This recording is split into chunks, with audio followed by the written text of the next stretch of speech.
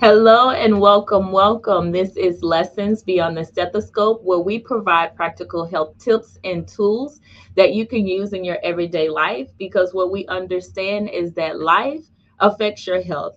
I am your host, Dr. Ashley Booth. I am a board certified family medicine physician, the owner of Healing Beyond the Stethoscope Primary Care. And as I said, I am your host on today.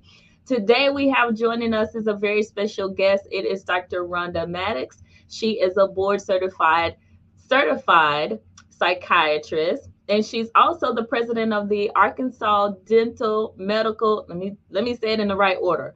Medical, Dental, and Pharmaceutical Association, and is considered America's go-to psychiatrist. Thank you so much for joining us on today, Dr. Maddox.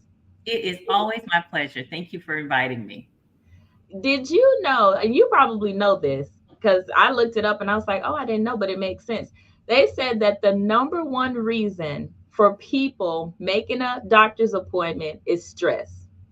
But when we see it on our schedule, it doesn't show up as stress. I've never seen stress. I think I may have seen it once or twice on my schedule, but it has never shown up like that. And the reason why they say that is because we all carry stress in a lot of different ways, and it show up like high blood pressure, diabetes, anxiety, depression, all of that. And the thing is, a lot of people don't even know that they are stressed. They have no idea that that is what's happening. And Dr. Maddox and I, we know that it is because we've had several people to sit across from us and it's like, oh no, I don't feel stressed. I'm not stressed or whatever, right? So before we talk about like how it shows up and all these different things that we see on our schedule, let's talk about exactly what it is. So stress essentially is a natural response to a stimuli. So it could be, they said this stimuli could be external, something that you see on the outside. It also could be internal, like your thoughts and your feelings, like all that kind of stuff. So it is your response, and it shows up like an emotional thing that you have. It could be a mental, like weighing down, some brain fogginess. I've had people tell me it could be physical. You just like, I don't feel like doing the things, right? So that is how it happens, and that's what stress is. But stress is not all bad because there's some good stress. Some good stress is it gets your butt in gear to do the things. Like you say, okay, I have this paper that's due, I have a deadline. Does that sound familiar, Dr. Maddox? Like, are those some of the good stressors that we like to Yes, kind of get us motivated to do the things? absolutely. As you were talking, I was reminded of after my mother's death, I had a dean tell me, I think you're depressed and you should consider medicine. Now, this was more than 2 decades ago. This was before it was okay to not be okay. This was before everybody was showcasing what was going on with them. And I remember thinking, mm-mm-mm. Long story short, an amazing psychiatrist talked me into considering medicine. And I got on the medicine and it worked remarkably well. I think it may have been like Zoloft or something. In fact, it worked so well.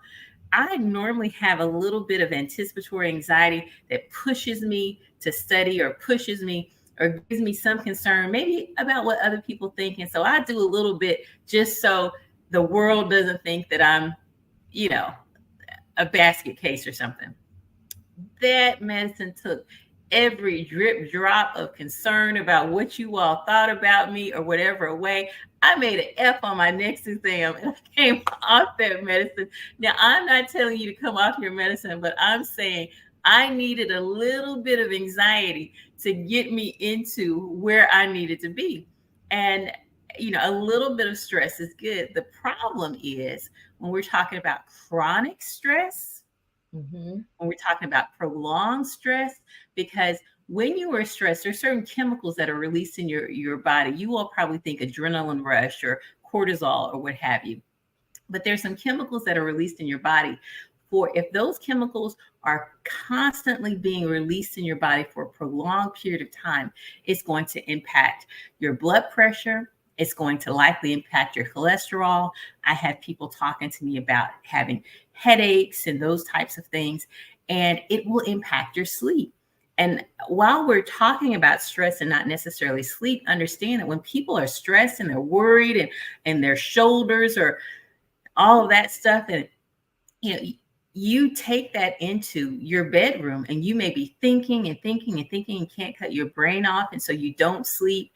And then you go to work and you experience tardyism or excuse me, presenteeism, to where you're present, but you're foggy. You can't connect and that kind of stuff, connect the dots. And so there are a number of things that we don't think about, but prolonged stress can really impact your health, your interest in sex, your relationship with your kids. You ever met anybody who can't sleep? Do they seem real happy? No, they're like, yeah. Right. And it's like, it's also like that irritability too, because the other thing is when I'm irritable, I'm not really happy. It's like kids that need a nap who don't want to take the nap. You like, listen, just take the nap. Like, do what is good for you, because if you don't, I know that you're going to get yourself in a lot of trouble. So just rest yourself. But if you're not able to get that rest, then you're right. Then you start to have like the irritability and it shows up. And if you're not getting sleep, since we're talking about sleep that can also still show up in other ways, because if your body is now stressed, it didn't get a chance to rest, then we can see it. You can come in with the high blood pressure. You can come in with diabetes. You can come in with like all these other things. How does it show up when they come into your office? Like, how do you see it? Now, as we're talking about the absence of sleep, I'm going to tell you that we may wear the weight of the world on our shoulders and look well as it relates to that. We may strut and look like we have it all together. But when we're not sleeping, many times we're eating. Mm. So we're late night eating, you're gaining weight. The other thing is that your body is releasing that cortisol, and cortisol causes you to redistribute your weight in a different kind of way. Many women who wear the weight of the world on their shoulders also have a little tire around the midsection to present to the world. And if you have that abdominal weight, that puts you more at risk for heart attacks, that puts you more at risk for diabetes and high blood pressure. And so being stressed and not sleeping, it's like a bidirectional effect. The more stressed you are, the more you don't sleep, the more you don't sleep, the more stressed you are. And you're getting up later and you're eating, making unhealthy dietary choices, and it just feeds into a cycle. And many times we do that because particularly, and I'm going to talk about Black women for a second, but Black women have been groomed and nurtured from the time they were little girls. And we've been told things like, if you can't say anything nice, don't say anything at all. So we hear no is something that's not nice. And so many times we don't set boundaries. And we're also taught to whom much is given, much is required. And so we think we have to consistently do and prove that we're okay. And we don't understand the power of no. It's harder for some of us to say no than it is to say supercalifragilisticexpialidocious. And we're always taking on this, okay, I can do it. Okay, I can do it. And it's this Black superwoman myth that we like because it sounds good, but it is serving us up. Yes, it's serving us up people pleaserism. It's serving us up stress. And if you don't learn how to set boundaries, say no, and protect your time, and realize you're not saying no to be a meanie. You're saying no so you can say yes to your kid's soccer game.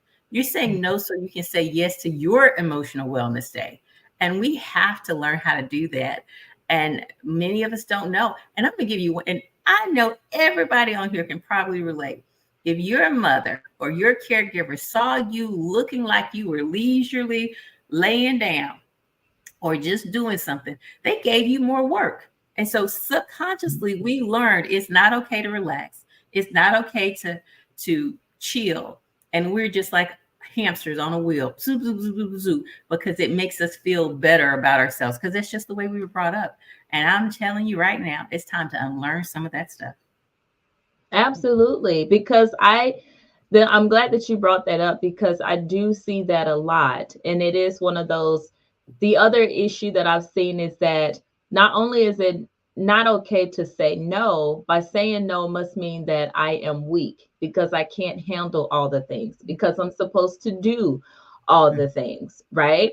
And that ends up becoming a thing. And then we sometimes get into this, just sometimes women in general get into this, I'm the only one who can do it, because if I don't do it, it's not going to be done right. Why If are you I don't talking do about it, me, Dr. Booth? Why are you talking about me in front of all these people?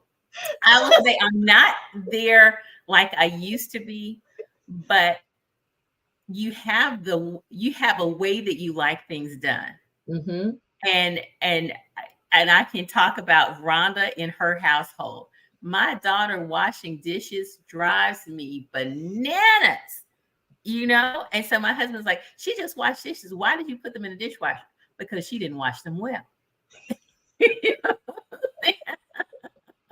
So definitely, and you have to decide what is worth fighting for.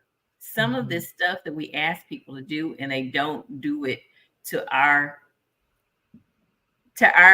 liking, is that something that is essential or is that your preference? Because there's a preference, and sometimes we think it's the right way, but it may be our preference and that may Mm-hmm. not, you know. So you That's a have to good figure point. out what is your preference. Now, if you like things done efficiently, you're not saying I didn't do it right. You're just saying you can save more time. Well, I may be able to save time, but I like doing it this way. And then you find yourself fighting over efficiency versus effective. Get off of that. If you can manage to navigate yourself away from things have to be done perfectly, whew, Mm, you're you'll have your shoulders back, you'll be so tense, you won't have headaches so much. You don't have to fuss about everything. Choose what it is that is important enough for you to do it, and then let some battles go. Let some battles go. right. That is good because there's some, I hear what you're saying, the efficient versus effective. I think that's going to set a lot of people free, because I know there have been some that's like, listen, but she or he just does it too slow. And if I do it, I can just go ahead and get it done and move on. It's like, okay, but did they get it done? So I know that's going to set a lot of people free. But we talked about it showing up as like you said, that midsection. So obesity, a lot of people are trying to work out and they're trying to do the things, they're trying to eat healthy, but then the weight is still not going away, especially in certain areas. So then that could be a thing. It could be working against you. So how else, especially from a psychiatry standpoint, could someone show up, but it may not be on your schedule as anxiety, it may not be on your schedule as depression, but what are some of the things people say that you say, oh, this is what this is? Or because we sometimes we do have to kind of put a label on it to kind of figure out, okay, how do I manage this? What do I do for this? How do I take care of this? But before I put that label on it, someone may have called and said, this is what's happening. People will talk about their nerves, and when they talk about their nerves, that can be an umbrella term for anxiety. It can be an umbrella term for depression. Black women frequently don't come in saying I'm depressed. They come in irritable, cranky, moody, snapping people up. My nerves, when we're talking about anxiety, that can look like, of course, I can't sleep. That can look like I can't concentrate. I'm not finishing tasks. I start one thing, then I start another, then I start another. I don't finish anything. It can look like my friends are sick of me because I'm that kind of stuff. And even sometimes partners, it can be just the stress of with your partnership. One of the main contributors to stress or anxiety or depression has to do with this right here, not using it enough. We think you should see and understand that I'm too busy. And why in the world would you ask me to do something when you can see that I'm too busy? We think you should just know, Yeah. and then you should take care of it because you should just know. And I need you to understand, out there in fantasy land, people don't know until you tell them. They are not mind readers. Perhaps they should know, but until you use your mouth and say da da da da da da da, then then you hold them accountable. I was on the phone recently on Sunday with someone who had about 20 years worth of issues with her best friend that she had not discussed with her best friend. And she was about to cut her best friend off. And some wise soul in her circle said to her, "Have you ever had a conversation with her?" And she realized she hadn't. Listen, if you cut me off after 18 years of you not tell, if you don't tell me I did something that annoyed you today, 9 times out of 10, I'm going to do it tomorrow and the day after and the day after. Start using your mouth. And I know sometimes when, especially when we're growing up, we are in some homes, we were conditioned to fix your face, not say anything. Are you talking back? And so if you've had 18 years of don't talk back, fix your face, don't say anything, you have the option to be happy or perhaps angry, but not sad. You get to adulthood and you don't know how to express yourself, because if you said anything, they said you were talking back. And the point was supposed to be a dialogue, but you learned to press stuff down. And now you blowing up over stuff and not telling people stuff because you think they should know it. And Buttercup, they don't know it. Yeah. That's good because so this it to me it goes back to what you're saying, like setting those boundaries, but also saying no or saying communication. That is a big thing, communication. And a lot of times, if you are not allowed to communicate in other parts of your life, it can be very difficult to make this transition now. But then because of that, you're frustrated. Why aren't these people doing the things? They should know better, yada, yada, yada. And that builds up. And I'll give you an example. Many of us, when we were growing up, would hear from our parents before they went into a store, "Don't touch nothing. Don't ask for nothing. You ain't getting nothing." Now, they were communicating that because they didn't have the funds to get you whatever, and they didn't want you embarrassing them. But when you hear that for 18 years, the message that you may receive unwittingly is your preferences don't matter, your wants, your desires don't matter, so keep it to yourself.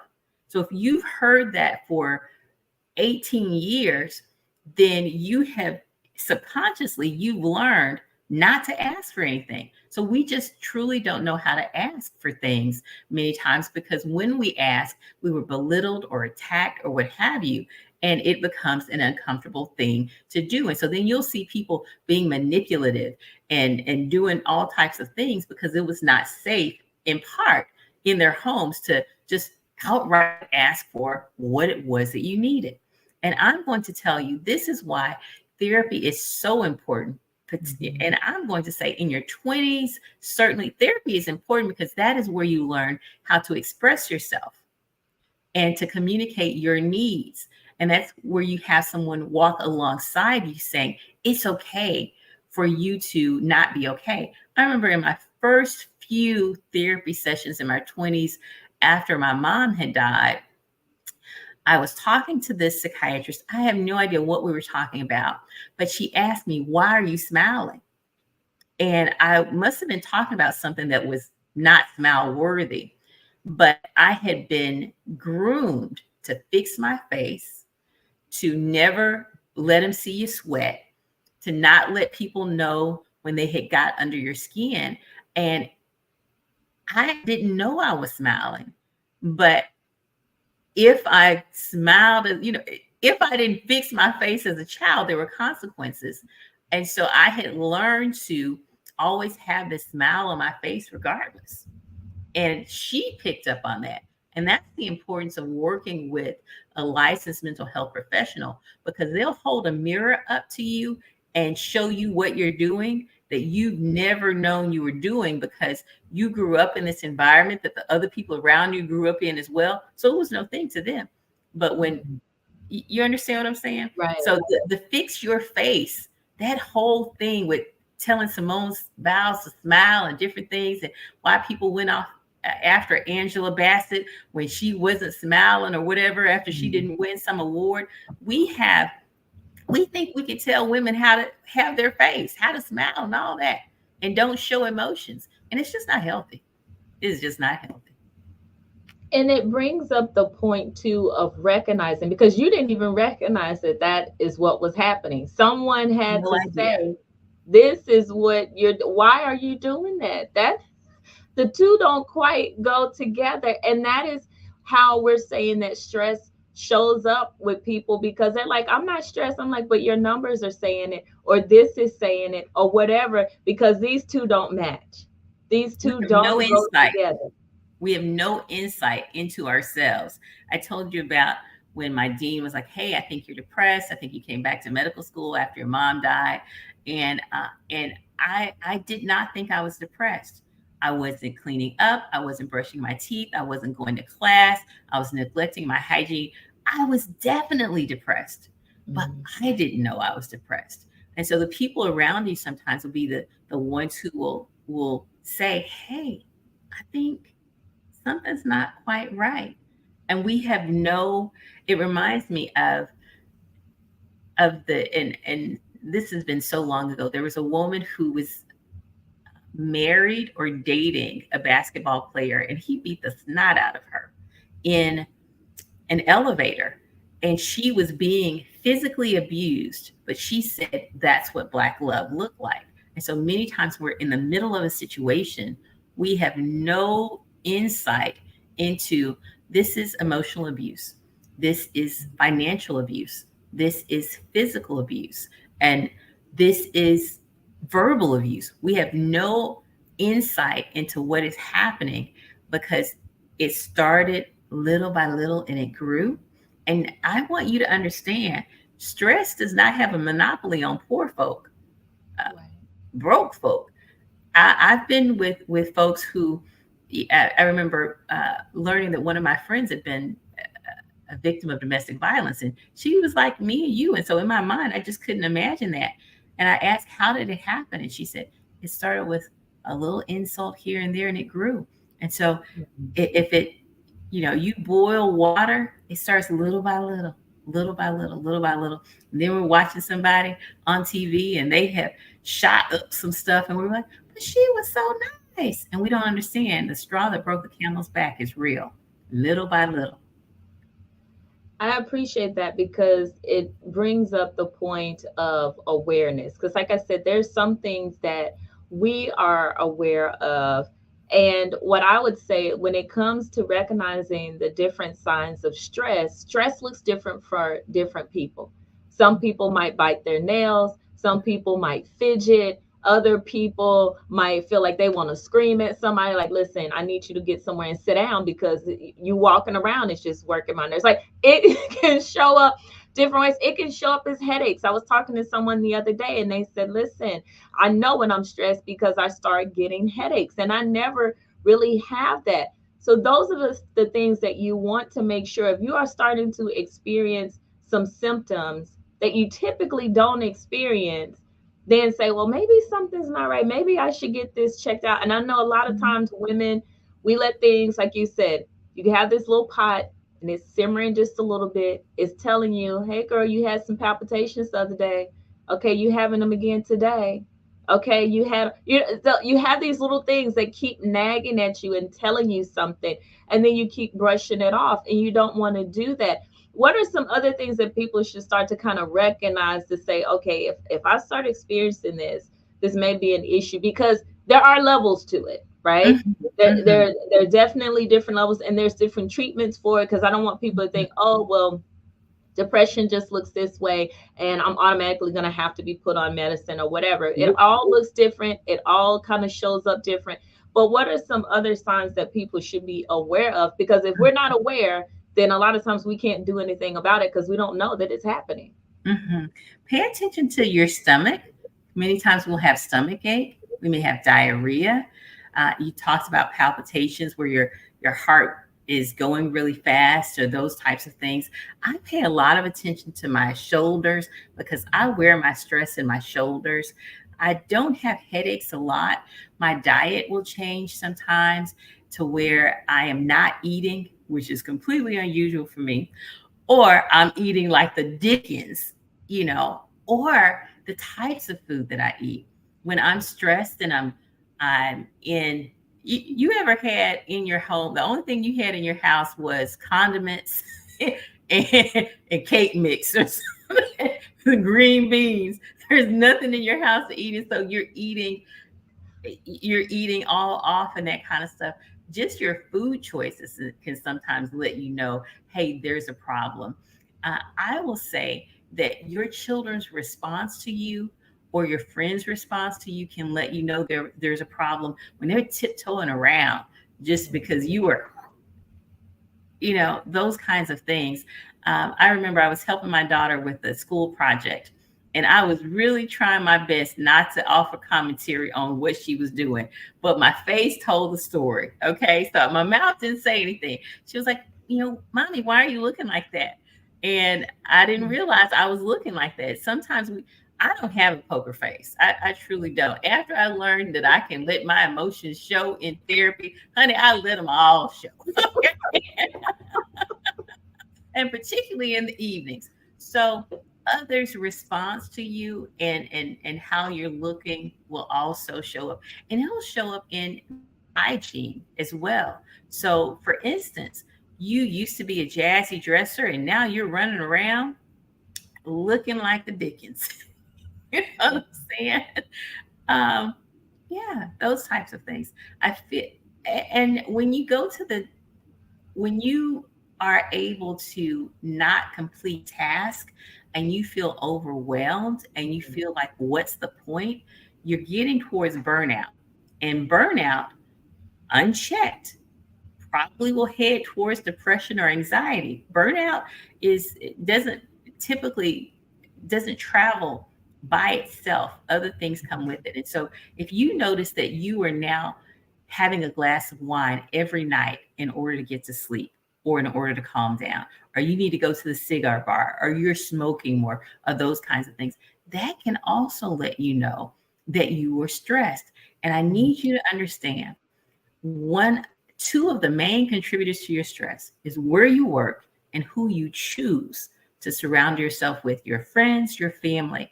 Many of us have bought the lie that blood is thicker than water. And so you just let your family do and say anything, be all involved in your life. And many of us need therapy so we can help dial that back. I love my family. I really, really do. But I'm going to choose my health. I'm going to prioritize my health over your feelings. Now, it may take me a minute. I may have to talk to my therapist about how to say it to you and all this and that. But trust and believe that you might not be like me, but I'm going to tell you, if you don't start choosing you radically, intentionally, you're gonna end up in an early grave, because these folks will wear you out. Givers need to learn how to set boundaries because takers don't have any.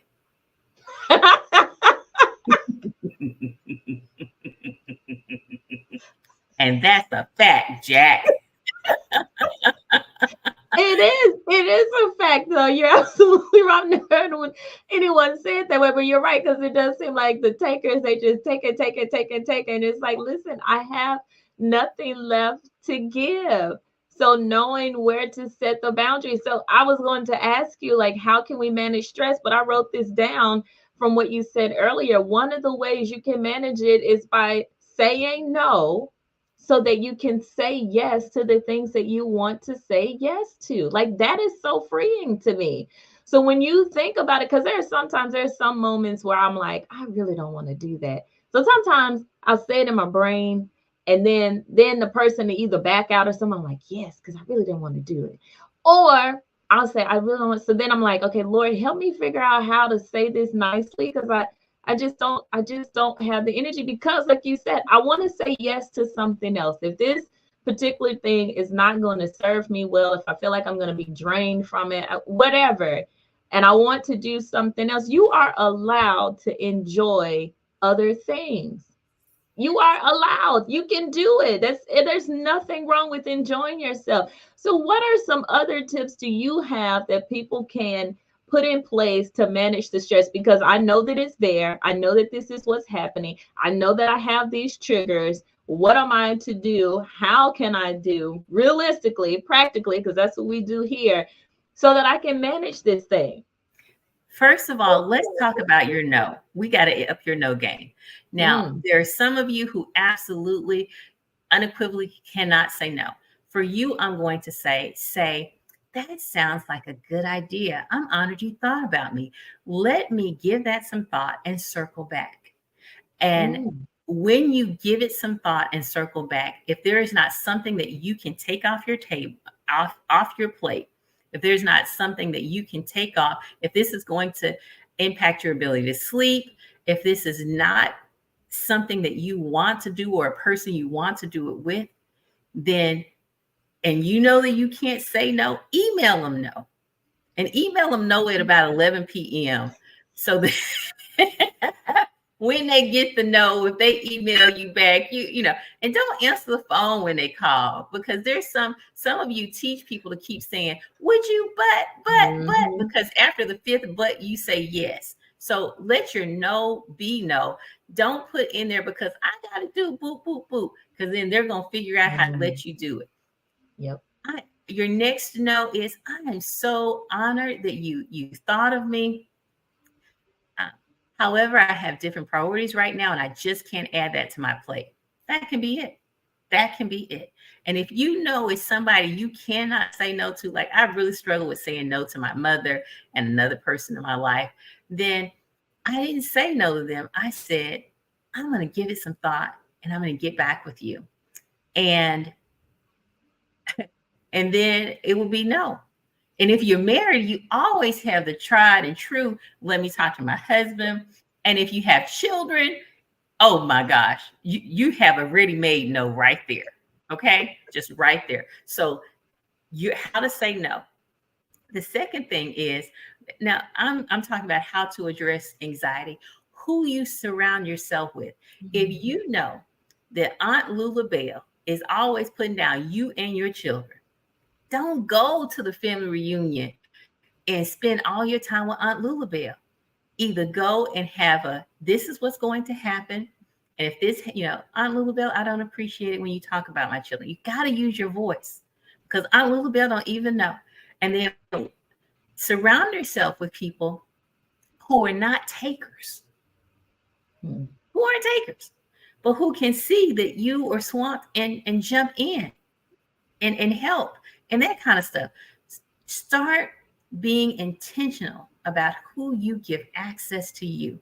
Because if I have someone who, I mean, she just lights my load all the time. She is found helping, doing all kinds of stuff for me. And then I have folks who think I'm their secretary and that I'm supposed to do everything for them. And I'm supposed to do this and this and this and this. Understand that everybody is not your assignment. Some people don't even have to ask you to do something. You just hear it and then you jump in and mhm, you volunteer. And then you know what I'm saying? So if you can start using your voice, you won't resent people so much. Because you resent people when you mad because you got to stay up mhm. all night to do what you should have said no to. And that little small still voice said, tell them busters no. And you said yes. Ask me how I know. Me how I know. I know what I'm talking about. This isn't professional expertise you're hearing. This is personal experience you're hearing, backed up by professional expertise. The rest of it is work out, start Yeah. eating healthy. Listen, I ate some fudge brownies for breakfast one day. I was no more good the rest of the day. Mm. Your certain carbs mess with your mood, mess with your anxiety levels, mess with your concentration. I could go on, but go over there and follow me at Dr. Rhonda Mattox, and I'll put some stuff over there because this is Dr. Ashley's show, and she doesn't have time for me to go on and on and on. No, I appreciate that. And the other thing, I actually talked to someone today about like stress and stuff like that. And I know that there are a lot of people of faith who watch. And they were talking about kind of how the stress comes and how they can see it and stuff like that. And I said, well, what do you do? And they were giving me some different examples because I was like, we got to figure out how to get this and nip this in the bud. And for them, they felt like, okay, this is something that's coming against me. So what I've realized is that I need to be motivated. So I turned my worship music on. And I was like, that is perfect because the worship music for them got them moving. Moving is exercise. So if you turn on Journaling a too. right. And Hmm. it's motivating. It's going to get you going. It's going to get you in a better mood. Your mindset is going to change about it. So that was another point that we talked about today was decreasing your stress. And if you feel like, because for her, she felt like this is an attack of the enemy. This is what's happening. And so if that is the case, then let's talk about what we can do about it. So I know that if she's thinking that, a few other people are probably thinking the same thing. So you don't have to stay there. You don't have to wallow in that. Your thoughts do not have to continue to be those thoughts. So you Yeah. can always flip the script and say, "Hey, we're not living in this today. Let me figure out what else I can do to change the channel, change the mood, change the whole situation." So that Hmm. is something else. And the other thing is get moving to. You can follow us this Saturday. We are going to take a walk around the park. So it is Walk with the Doc. I'll put all the information up. You can follow on the website and the Facebook page and stuff like that. But we're going to do a walk to go around, walk around, get some exercise, some fresh air. Again, exercise is also going to help decrease the stress. It's absolutely free. You can come and we can talk about kind of whatever you want to talk about, but we're going to get moving and we're going to walk. So those are some other like practical things that you can do to alleviate the stress that you have. Dr. Rhonda, is there anything else that you want to mention?